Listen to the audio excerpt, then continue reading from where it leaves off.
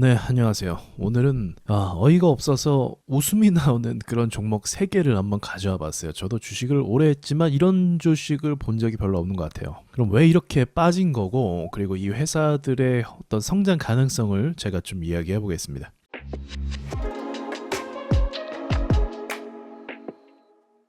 자, 신규 상장주예요. 첫 번째 종목은 블루엠텍입니다. 이 종목은 상장하고 나서 제대로 된 상승이 한 번도 없었어요. 그리고 나서 하락만 계속한 주식 중에 하나입니다. 하락률이 무려 81% 마이너스예요. 고점에서부터 엄청나게 올라가지고 그 다음에 주식이 쭉 떨어지면 뭐 바이오 종목이든 뭐 과거의 게임 종목이든 뭐 이런 주식들이 마이너스 80% 이렇게 되는 경우가 있어요. 뭐 제넥신이 떠오르네요. 마이너스 80이면 내가 1,000만 원 투자하면 200만 원 남은 거죠. 와, 이거 앞이 깜깜하죠. 근데 문제는 그렇게 하락한 종목들과 다른 점이 뭐냐면, 문제는 단 3개월 만에 지금 이렇게 하락했다는 거예요. 가격도 7만 5천 원까지 찍었었는데 지금 10,000원대로 진입을 한 주식입니다. 코인 시장이 한창 하락할 때 알트코인이, 코인은 사실 여러분도 아시겠지만 어떤 실체가 있는 게 아니잖아요. 어떤 회사들이 막 발행하고 뭐 근거가 없음에도 불구하고 마음대로 만들어내고 그렇게 했던 게 코인 아닙니까? 알트코인들. 그러한 가치를 가진 코인들이 코인 시장이 좋지 않으니까 막 빠지기 시작하는 거죠. 또 더군다나 이제 실체도 없다 보니까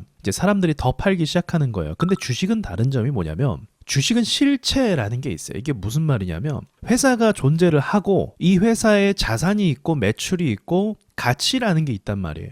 그래서 어지간하면 주식이라는 거는 이런 식으로 빠지지 않아요. 근데 방금 제가 이런 식으로 빠지지 않는다고 했지만 이런 식으로 빠져버린 거예요. 제가 이 주식을 갖고 있지 않더라도 와, 이거 주주들의 그 참담한 마음과 비참함이라고 해야 될까? 이게 당황스럽죠. 이거 돈이 뭐 증발된 느낌이니까요. 그래서 올라오길 바라야 되는데, 올라오려면 얼마나 올라와야 돼요? 2배를 올라와도 모자른 판, 3배, 4배 계속 올라와 줘야 되는 거예요. 와, 그게 가능할까? 저 역시도 좀 의문이 들 수밖에 없는 그런 상황인 거죠. 자, 그러면 이 회사에 대해서 한번 알아보도록 해볼게요. 이 회사가 코인은 어쨌든 아니잖아요. 이게 정상적인 어떤 절차를 통해서 우리나라 국내 코스닥 시장에 입성했단 말이에요. 사실 여러분, 그 코스닥에 워낙에 또 이상한 종목이 많기도 하지만 코스닥에 입성하는 것 자체가 사실 엄청난 거예요. 그냥 쉽게 생각하면 여러분이 회사를 만들었어요. 회사를 성장시켰어요. 그리고 나서 코스닥에 상장시켜요. 이거 힘듭니다. 아무 회사나 그렇게 해주는 거 아니에요. 물론 가격을 보면 아무 회사 같아 보이긴 하는데 어쨌든 분석을 해볼게요.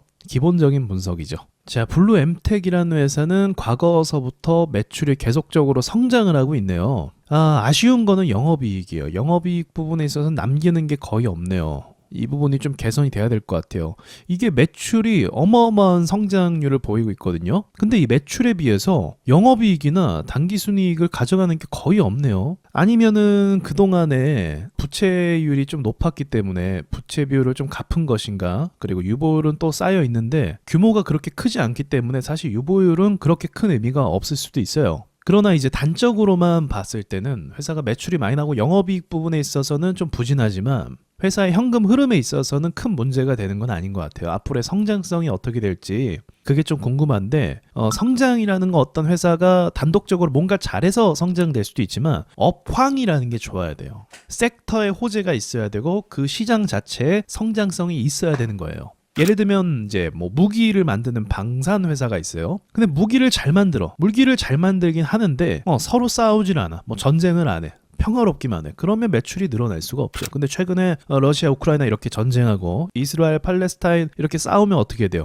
무기에 대한 수요가 늘어나죠. 그렇게 이 섹터에 대한 호재가 또 필요합니다. 자, 이 회사의 대략적인 기업 개요를 보면은 전자상거래, 그리고 웹사이트 및 어플리케이션 제작과 광고 대행 및 서비스업을 영위하고 있음. 이쪽 섹터 자체가, 이 사업을 하는 사업 자체가 이게 아마 내수 시장을 의존을 많이 할 거예요. 그리고 IT 쪽으로 일단 분리가 돼 있죠. IT 쪽은 매출을 뭐 다이나믹하게 내는데 좀 제한이 많이 된 게 있어요. 아무리 좋은 회사도 네이버와 카카오처럼 정말 많은 사람의 고객 수를 대상으로 하는 사업이 아니고서는 우리나라 IT 기업들은 내수 시장에 의존하면 한계가 좀 있긴 있더라고요. 그래서 제가 볼 때는 결국은 그래도 매출이 늘어나는 거 보니까 어떤 비즈니스 비즈니스를 확장하고 있는 건 맞는 것 같아요. 고객층을 늘리고 있거나 사업 규모를 키우고 있는 건 분명한 것 같아요. 그래서 성장성이 어디까지 성장할지 그거는 좀 지켜봐야 될 부분인 것 같기도 하고, 영업이익 개선 같은 경우도 그 부분에 있어서 뭐 투자를 하기 때문에 영업이익 개선이 안 된다면 뭐 한편으로 이해가 또 될 수도 있는 부분인 것 같아요. 그러나 아까 전에 제가 말씀드렸던 것처럼 만약에 내수 시장 위주로 이 회사가 운영을 한다면 이 성장에는 좀 제한이 많이 되긴 할 겁니다.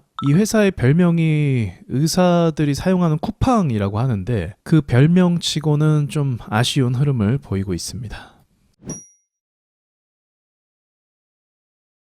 자, 두 번째 주식은요, 포스뱅크입니다. 이건 고점 대비해서 마이너스 77%가 떨어졌어요. 마찬가지로 제대로 된 반등이 상장하고 나서 나오지도 않았고, 처음에 상장하고 떨어진 그 가격이 너무 충격적이죠. 56,000원에서 얼마까지 떨어진 건가요?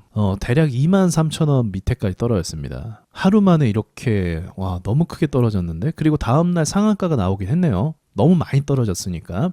예, 그리고 나서 전혀 힘을 주지 못하고 있는, 상장했을 때 거래대금이 7,000원이거든요. 그러면 수많은 개인 투자자가 아직 물려 있을 거라고 생각이 들어요. 이게 상한가에서만 물렸어도 마이너스 50%겠네요. 마이너스 50%와. 이 신규 상장주들이 왜 이렇게 하락을 사실 많이 한 것 같냐면, 제가 봤을 때 너무 많은 종목들이 신규 상장이 됐어요. 최근에도 신규 상장주가 굉장히 많거든요. 시장에 돌 수 있는 돈의 규모는 한계라는 게 있어요. 그래서 제가 신규 상장주도 저 많이 보는데 이렇게까지 빠지는 경우는 본 적이 없어요. 근데 너무 많은 종목들이 계속적으로 상장하다 보니까 시장에 돈은 많이 돌지 않잖아요. 중소형주에 막 돈이 돌고 있는 게 아니잖아요.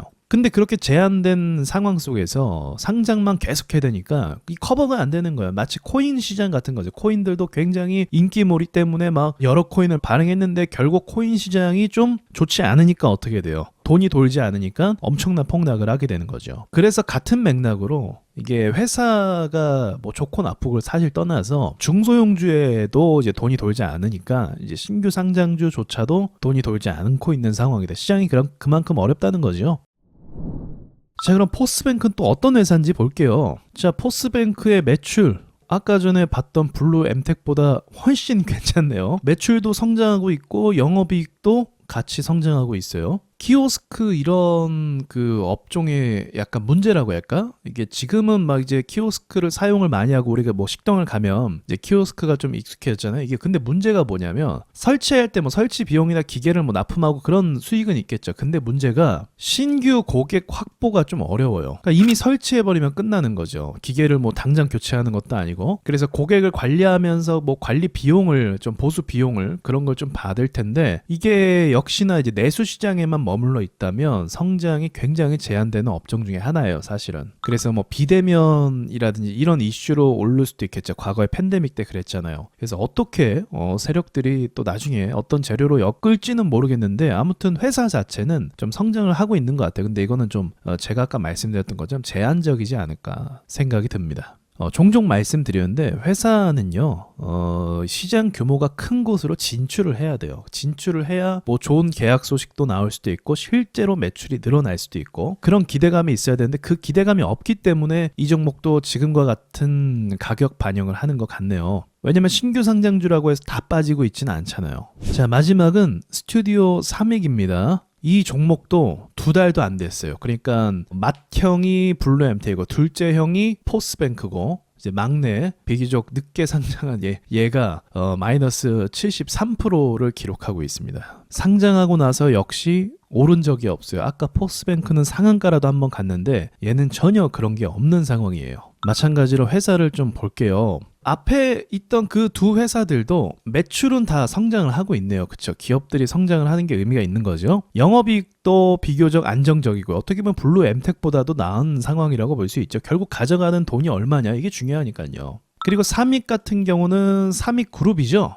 그래서 삼익 가구, 뭐 삼익 악기, 이렇게 그룹 형태입니다. 어떻게 보면 그룹 형태를 가지고 있기 때문에 이제 수출에 대한 경험도 있단 말이죠. 그래서 앞에 있던 그 두 종목이 어떤 성장세를 보일지는 뭐 제가 구체적으로 알 수는 없겠지만 안정감에 있어서는 스튜디오 삼익 생각도 나쁘지 않을 것 같긴 하네요. 자, 그럼 이 주식들이 결국 어떻게 될 거냐? 단순히 이 종목들에만의 문제는 아니라고 보거든요. 사실 지금 하락하는 주식들 굉장히 많아요. 근데 대부분 어떤 주식들의 특징을 가지고 있냐면 내수시장 위주의 영업이익이 조금 받쳐주지 못하는 주식들 위주로 이렇게 좀 하락하는 경우가 굉장히 많습니다. 오히려 매출이 좀 많고 코스피 200이라든지 코스닥 150이라든지 이런 쪽으로 돈들이 들어오는 걸 여러분이 보실 수 있을 거예요. 그런데 회사 규모가 비교적 작고 또 뭐 부채율이 금방 늘어나고 또 유보율이 금방 사라지고 이런 회사들 위주로 좀 주가가 부진하는 걸 볼 수가 있습니다. 그러나 제가 봤을 때는 지금 보여준 회사들이 결코 나쁜 회사들이 아니에요. 제가 말씀드렸듯이 코스닥 상장은 아무 기업이나 시켜주지 않습니다. 물론 문제가 있는 기업도 간혹 있지만 대부분의 기업들은 다 건실하게 회사를 운영하는 것들이에요. 그래서 이게 시장 자체가 회복이 되기를 기다려야겠죠. 왜냐하면 아까 코인 얘기를 했지만 코인 중에 이제 비트코인이 상승해서 치고 올라가니까 알트코인들이 어느 정도 회복을 많이 해줬거든요. 근데 알트코인들의 그 내용을 까보면 사실은 다 말장난이거든요. 그걸 어디에 써야 되는지도 모르겠고 그게 정말 자산 가치를 품는지도 모르겠고 근데 하물며 지금 보신 기업들은 시가총액 그래도 꽤 받쳐주는 건실한 기업들이란 말이에요. 그럼 이런 기업들의 가치가 사실은 더 평가가 높게 받아야 되고 조명을 받아야 되는 게 맞는 거겠죠. 근데 저의 생각에는 결국은 그렇게 될 것 같아요. 많은 경우 뭐 100%라고 할 수는 없겠지만 많은 경우는 공모 가격 이상으로 회복해주는 경우도 꽤 많이 있어요. 그리고 이만큼 밀었다는 건 지금 거래도 없죠. 거래도 없다는 건 또 한 방에 밀어서 올릴 수 있다는 전제가 될 수도 있고요. 그만큼 시장이 좀 불안한 부분이 있고 금리 영향도 아무래도 이 상황에서 반영을 한 것 같아요. 그거 아니고서는 해석하기가 좀 어려운 상황이니까요.